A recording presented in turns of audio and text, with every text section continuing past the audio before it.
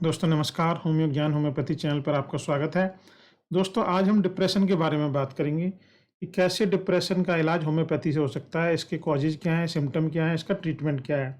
दोस्तों सुशांत सिंह राजपूत की मौत के बाद सुशांत सिंह राजपूत की मौत जो कि आत्महत्या उन्होंने करी, उसके बाद में डिप्रेशन की बात जो है हर जगह होने लगी है कि कैसे डिप्रेशन जो है एक अच्छे खासे जीते जागते इंसान को जो कि बॉडी से भी स्ट्रांग हो, जिसका फाइनेंशियल कंडीशन भी अच्छा हो, कैसे वो जो है मौत को गले लगा सकता है और कैसे डिप्रेशन जो है एक इंसान को जो है इस हद तक मजबूर कर सकता है कि वो आत्महत्या कर ले। दोस्तों हर जगह आज डिप्रेशन की बात हो रही है और ये अच्छी बात है कि डिप्रेशन की बात हो रही है, क्योंकि डिप्रेशन हमारे समाज में बहुत घुसपैठ कर चुका है। डिप्रेशन एक ऐसी बीमारी है जो हर तीसरे चौथे घर में होती है। लोग इसको एक्नॉलेज नहीं करते हैं, इसे बीमारी को बीमारी नहीं मानते हैं। डिप्रेशन को समझने की आवश्यकता है। आज हम इसी वीडियो में बताएँगे कि डिप्रेशन क्या है और इसको कैसे ट्रीट किया जा सकता है और कैसे समझें कि जो है जिस किसी को अगर है, इस तरह की कंडीशंस हैं तो क्या वाक़ई में वो डिप्रेशन में है या नहीं है। तो डिप्रेशन के साइन एंड सिम्पटम भी हम आपको बताएँगे। दोस्तों ये वीडियो बहुत ही काम का है, सीरियस है। अगर आप इसे कैजुअली देखना चाह रहे हैं तो मत देखिए, बंद कर दीजिए। और अगर आप जो है वाक़ई में कुछ सीरियस डिप्रेशन के बारे में समझना चाहते हैं, तो इस वीडियो को एंड तक देखिएगा। आइए जानते हैं डिप्रेशन के बारे में। दोस्तों डिप्रेशन को 2 लाइनों में बड़े सही से डिस्क्राइब किया जा सकता है। आप समझिए इस तरह से कि डिप्रेशन जिसको हो जाता है, उस व्यक्ति की बॉडी जो है वो ज़िंदा रहने की कोशिश करती है और उस व्यक्ति का दिमाग जो है वो मरने की कोशिश करता है। ये डिप्रेशन को बड़े सही तरीके से ये लाइनें डिफाइन करती हैं कि बॉडी जो है, डिप्रेशन वाली जो बॉडी है वो ज़िंदा रहने की कोशिश करती है, स्ट्राइव करती है और दिमाग जो है वो मरने की तरफ भागता है, मरने की कोशिश करता है। ऐसा होता क्यों है? डिप्रेशन के क्या कारण हैं? कुछ कारण हम आपको बता रहे हैं बट ये लिमिटेड नहीं है, इसके अलावा भी बहुत सारे कारण हो सकते हैं। दोस्तों पहला एक जो है बेसिक कारण है जो कि बहुत ज़्यादा पाया जाता है, किसी डियरेस्ट की मौत हो जाना, यानी किसी अपने की मौत हो जाना। अगर किसी की प्रेमिका की डेथ हो गई है, किसी की प्रेमी की डेथ हो गई है, तो एक कॉमन कॉज है जिसकी वजह से लोग बहुत ज़्यादा डिप्रेशन में चले जाते हैं। माँ बेटे की मौत के बाद डिप्रेशन में जा सकती है, बेटा जो है भाई की मौत के बाद, पिता की मौत के बाद भी जा सकता है। ऐसे बहुत सारे जो है हमारे समाज में इंसिडेंट हैं, जो अपने प्यारे की मृत्यु के बाद में काफ़ी सारे लोग डिप्रेशन में चले जाते हैं और उनको उभरने में बहुत टाइम लगता है। जो लोग बिज़नेस में फ़ेल हो जाते हैं, आजकल ये कॉमन दिखने लगा है। अर्बन में, शहरी क्षेत्रों में, जहाँ लोग अपनी बहुत सारी आशाएँ लेकर के आते हैं, ज़िंदगी में बहुत कुछ करने की सोचते हैं और अगर वहाँ फ़ेल हो जाते हैं, अपने कारोबार में फ़ेल हो जाते हैं, सिमिलर चीज़ जो है जैसे सुशांत सिंह के साथ हुई।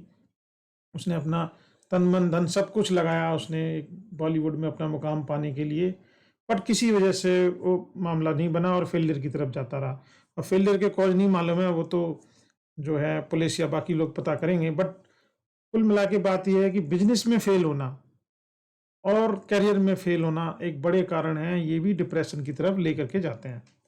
दोस्तों बहुत सारे लोग एग्ज़ाम में फेल हो जाते हैं, एस्पिरेंट हैं, तैयारी करते हैं। आपने कोटा के बारे में सुना होगा, वहाँ बहुत सारे बच्चे जो है हर साल आत्महत्या कर लेते हैं। कुछ ना ऐसी खबरें हर साल सुनने में आती है कि कुछ बच्चों ने आत्महत्या कर ली। तो उनका जो जो एक्सपेक्टेशन है समाज की, जो उनके फैमिली की एक्सपेक्टेशन है और जब वो उनको पूरा नहीं कर पाते हैं, फेल हो जाते हैं, तो डिप्रेशन में चले जाते हैं और वो डिप्रेशन लीड टू जो है आत्महत्या की तरफ चला जाता है। लोग आत्महत्या कर लेते हैं, एग्ज़ाम और करियर की तैयारी में अगर फेल हो जाएँ तब भी वो डिप्रेशन में जा सकते हैं। इन सब वजह से इसके अलावा और बहुत सारी वजह हो सकती हैं, जो है मरीज़ को जो जिसको डिप्रेशन होता है उसको मेंटल शॉक लगता है और इस दिमागी शॉक की वजह से दिमाग के अंदर में जो नेगेटिव हार्मोन्स हैं उनका फ्लो बढ़ जाता है। प्लीज़ आप समझिए यहाँ पर हमारे ब्रेन के अंदर में बहुत सारे हार्मोन्स होते हैं, केमिकल्स होते हैं, जो हमें अच्छा फ़ील कराते हैं और बुरा फ़ील कराते हैं। तो जब इस तरह का सदमा लगता है किसी भी चीज़ को लेकर के, गहरी चोट लगती है, आघात लगता है, तो हमारे दिमाग से जो है सैडनेस फ़ील कराने के लिए नेगेटिव हार्मोन्स रिलीज़ होते हैं। और अगर ये नेगेटिव हार्मोन्स बराबर रिलीज़ होते रहें और कोई इनको कंट्रोल ना करे या इसका इलाज ना हो, तो ये ग्रेट डिप्रेशन में बदल जाता है, तब ये डिप्रेशन में कन्वर्ट हो जाता है। दोस्तों यही डिप्रेशन है। अब हम समझेंगे नेक्स्ट स्टेप में कि इसके सिम्पटम्स क्या हैं डिप्रेशन के। दोस्तों जो पहला एंड फ़ॉरमोस्ट सिम्पटम है डिप्रेशन का वो ये है कि मरीज का इंटरेस्ट जो है एक्टिविटीज से खत्म हो जाता है। जो नॉर्मल एक्टिविटीज वो करता है, ऐसी कोई भी खेल जिसे उसको अच्छा लगता है, ऐसी कोई भी एक्टिविटी जिसमें वो अच्छा फील करता है, उन सारी एक्टिविटीज में उसका लॉस हो जाता है इंटरेस्ट का। यानी कि उसमें वो इंटरेस्ट लेता ही नहीं है, उसकी बिल्कुल अनिच्छा हो जाती है, उसकी इच्छा ही नहीं होती है कुछ करने की। दूसरा एक सिम्टम और भी है, जिन लोगों को डिप्रेशन होता है या तो वेट गेन करते हैं या वेट लूज करते हैं। बहुत सारे लोगों की खाने की बिल्कुल भी इच्छा नहीं होती है डिप्रेशन में, कुछ लोग खाते हैं तो खाते ही रहते हैं। डिप्रेशन में जो है सही गलत समझने की जो क्षमता होती है वो भी गिर जाती है। डिप्रेशन का मरीज जो है वो जल्दी से सोता नहीं है, उसको नींद नहीं आती है, और दिन के अंदर में उसको लगेगा कि जैसे नींद आ रही है, बट पूरी तरह सोता नहीं है। दिन के अंदर उसको हल्की झपकी और ऐसा लगेगा कि जो नींद उसकी कई सदियों से पूरी नहीं हुई है, कई सालों से पूरी नहीं हुई है, ऐसा वो फील करता है। जो जिसको डिप्रेशन हो जाता है, डिप्रेशन का मरीज जो है वो हमेशा रेस्टलेस रहता है, उसको आराम नहीं मिलता है, हमेशा चिंतित रहता है, और जो है मेंटली और फिजिकली स्लो हो जाता है। कोई भी उसको कोई डिसीजन नहीं ले सकता है, वो फिजिकली कोई अच्छे से काम नहीं करेगा, फिजिकली स्लो हो जाएगा, कुछ भी काम करने का मन नहीं करेगा। अगर सोफे पे पड़ा रहेगा डिप्रेशन का मरीज तो पड़ा रहेगा, बिस्तर पे अगर लेटा है तो लेटा रहेगा, एक ही पोजीशन में बहुत देर तक रहेगा, रेस्टलेस रहेगा, परेशान रहेगा, तनाव रहेगा। तो इस तरह की जो समस्याएं हैं वो डिप्रेशन के केस में होने लगती हैं। और जो पांचवी जो समस्या है कि ऐसा जो मरीज है, जो डिप्रेशन का मरीज है, उसको हमेशा टायर्डनेस फीलिंग होगी, उसको थकान की फीलिंग होगी, और एनर्जी भी नहीं रहेगी। ऐसा लगेगा कि बॉडी में एनर्जी नहीं है और पूरा थकान से भरा हुआ रहेगा। और जो है छठा सिम्टम जो है वो बहुत ही प्रिवलेंट है, और यहाँ से जो है डिप्रेशन की डीपनेस स्टार्ट होती है। दोस्तों, छठे सिम्टम तक जाते जाते जो है जो डिप्रेशन है वो डीप हो जाता है, और यहाँ पर जो मरीज है वो वही समझता है कि मेरी कोई वैल्यू नहीं है, मैं वर्थलेस हूँ, मेरी इस दुनिया में कोई ज़रूरत नहीं है, मुझे कोई प्यार नहीं करता है, मैं किसी के काम नहीं आ सकता हूँ। या फिर वो अपराधीकरण फील करेगा, गिल्टी फील करेगा कि मैं अपराधी हूँ, मेरी वजह से ऐसा हो गया, मेरी वजह से ऐसा वैसा हो गया। ये सारी चीज़ें जो हैं, जो उसको वर्थलेस और गिल्टी फील कराती हैं, ये नेगेटिव हार्मोन्स का काम है। यहाँ तक पहुँचते पहुँचते काफ़ी ज़्यादा नेगेटिव हार्मोन्स फ्लो होने लगते हैं बॉडी के अंदर में, और उससे जो है डिप्रेशन जो है वो डीप डिप्रेशन की तरफ जाने लगता है। ऐसे टाइम पर पहुँचते पहुँचते जो मरीज है डिप्रेशन का वो कंसंट्रेट नहीं कर पाता है, और डिसीजन भी कोई नहीं ले पाता है, वो हमेशा कंफ्यूज रहने लगता है, और उसको सुसाइडल थॉट आने लगते हैं।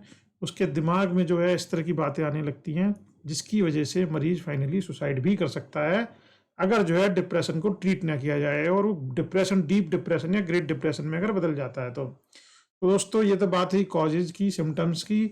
अब बात करते हैं ट्रीटमेंट की। दोस्तों, ट्रीटमेंट जो है, सबसे पहला जो ट्रीटमेंट है इसका वो है कंपैशन।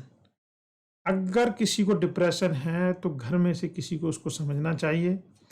अगर दोस्त है कोई उसका, अगर समझ सकता है तो उसको कंपैशन दे, उसका साथ दे, उसको सपोर्ट करे, और उसको ये फील कराए जो डिप्रेशन का मरीज है कि आप अकेले नहीं हैं, हम आपके साथ हैं, आपकी प्रॉब्लम हम सॉल्व करेंगे, हम हेल्प करेंगे।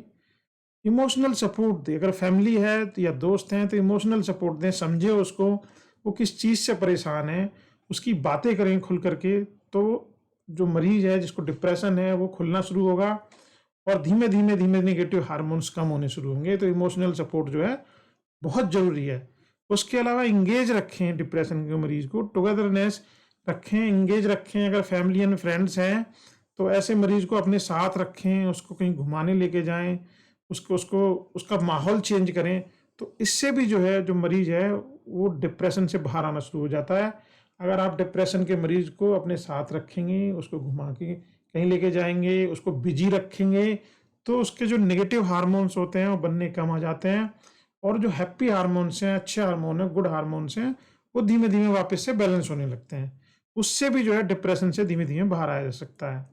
डिप्रेशन का जो मरीज हो, जब उसको थोड़ा सा आप कंपैशन करेंगे, सपोर्ट देंगे, उसको अच्छा फील कराएंगे, तो एक लेवल पर ऐसी जगह आ जाता है जहां वो आपकी थोड़ी बात मान सकता है, और मानने भी लगता है। तो डिप्रेशन के मरीज को ऐसी एक्टिविटी में एंगेज करें जहां उसका दिमाग व्यस्त रहे, उल्टी सीधी चीजें ना सोचे। वैसे तो डिप्रेशन का मरीज का जो ब्रेन की कंडीशन होती है वो ऐसी होती है कि वो ना चाहते हुए निगेटिव की तरफ जाती ही जाती है। बट अगर आप ऐसे मरीज को अपने साथ रख के समझा करके बुझा करके प्यार से उसको ऐसी इंटरेस्टिंग हॉबी में डालिए जो उसने पहले ना करी हो, थोड़ा इंटरेस्ट आए, तो ऐसी हॉबीज से भी उसका ध्यान बटेगा और जो है डिप्रेशन से आने में मदद मिलेगी। अब बात करते हैं मेडिसिन की। जितना कंपैशन जरूरी है, प्यार जरूरी है, लव केयर जरूरी है, उसके साथ साथ जो है मेडिसिन भी बहुत जरूरी है दोस्तों। अब हम आपको बताएंगे कि होम्योपैथी में कौन सी मेडिसिन है, कैसे ली जानी है।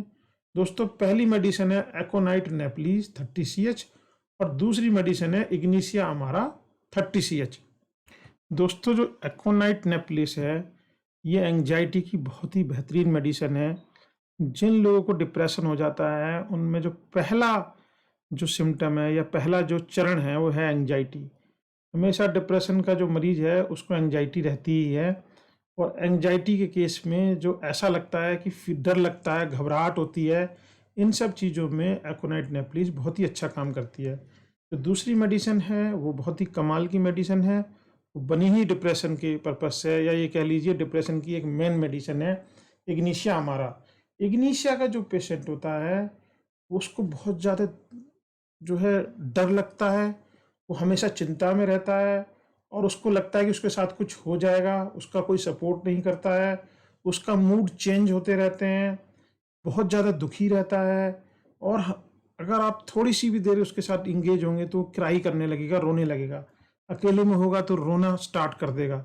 इस तरह के जो सिम्टम आते हैं जो कि डिप्रेशन के, ग्रेट डिप्रेशन के, डीप डिप्रेशन के सिम्टम है, उसमें इग्निशिया हमारा बहुत ही बेहतरीन काम करती है दोस्तों, और इनके रिजल्ट बहुत ही बेहतरीन है। तो इनको लेना कैसे है? इन दोनों मेडिसिन को 4-4 ड्रॉप लेना है। वैसे तो अगर आप चाहें तो एक खाली बोतल में दोनों को मिला लें, तो आप 8 से 10 ड्रॉप जो है दिन में 3 बार, सुबह दोपहर शाम, 10 ml जो है गुनगुने पानी में डाल के उसको दे दें पेशेंट को। 3 बार दें इसे। 10 ml से 50 ml तक का पानी आप गुनगुना कर सकते हैं। अगर अलग अलग लेनी है तो एकोनाइट नेप्लीज में से 4 ड्रॉप लीजिए, इग्निशिया अमारा में से 4 लीजिए, और एक 10 से 40 ml के बीच के पानी लेकर के गिलास में गुनगुने पानी में 4-4 बूंद डाल लीजिए इन दोनों शीशी में से, बोतल में से, और ले सकते हैं। या अगर आप किसी को दे रहे हैं तो इसी मेथड से किसी और को भी दे सकते हैं। तो इस तरह से जो मरीज है वो डिप्रेशन से बाहर आ जाता है, और धीमे धीमे 1 महीने से लेकर 2 महीने के अंदर वो कंप्लीटली डिप्रेशन से बाहर आ जाता है और बिल्कुल ठीक हो जाता है। दोस्तों, ये तो थी डिप्रेशन की बात। और एक चीज़ ध्यान रखिएगा कि होम्योपैथी की कोई भी मेडिसिन खाना खाने से 30 मिनट पहले या बाद में ही लें। ये बहुत ही अच्छी होती है अगर खाना खाने से पहले ली जाती है, और खाली पेट तो सर्वोत्तम होती है। दोस्तों, हमें उम्मीद है कि आपको हमारा ये वीडियो पसंद आया होगा, जो हमने स्पेशली डिप्रेशन के ऊपर बनाया। अगर आपको पसंद आया हो तो हमें सब्सक्राइब और लाइक ज़रूर कीजिएगा। धन्यवाद।